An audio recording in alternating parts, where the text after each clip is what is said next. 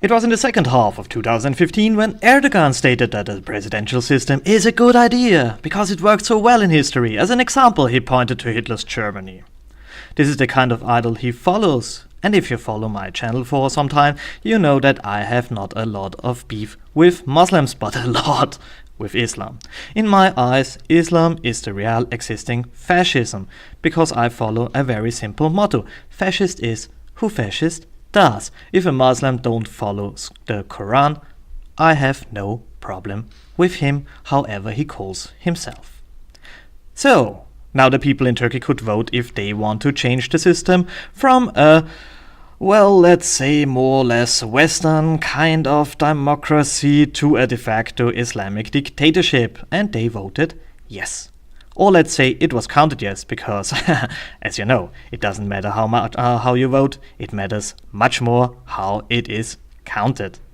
The fact is that the vote can't be disputed. There is simply no way to do that. The opposition in Turkey announced that they want to go to international courts, but whatever they do, the Turks just will ignore that. They say that already. Turkey will therefore be transformed in yet another Islamic dictatorship, as it was 150 years ago. That's a fact. And again, if you follow my channel, you know that I think that every nation should do what the people inside of this very nation wanted to do. I'm cool with that, as long as they leave me doing what I want to do where I have a majority. The funny thing, and it's not the haha funny kind of thing, it's the other kind of funny thing, is that in Austria, 73% of the Turks voted for this system in their origin nation. Almost 3 in 4. That's not a small minority, if you are familiar with mathematics. Because this is what you hear from the left non-stop over there. It's not all of them, it's only some, a small minority. No, it's a majority. And this majority is the same part of the Muslim population we have a problem with, because they don't integrate, not at all. And they say that. I mean, they founded their own parties in the union system. It's not a union system, it's kind of a chamber system.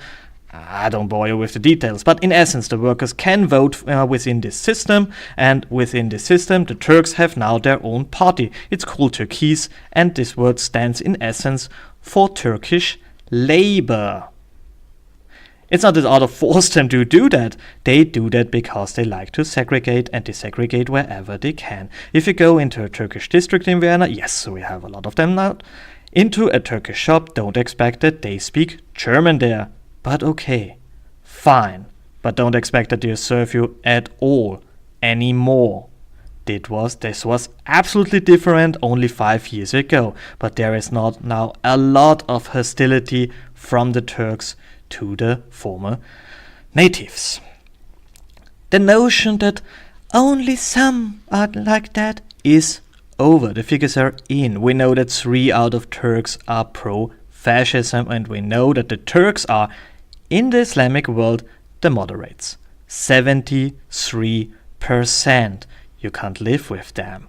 You can bow to them, of course. You can accept their rule, of course. You can submit to them, of course.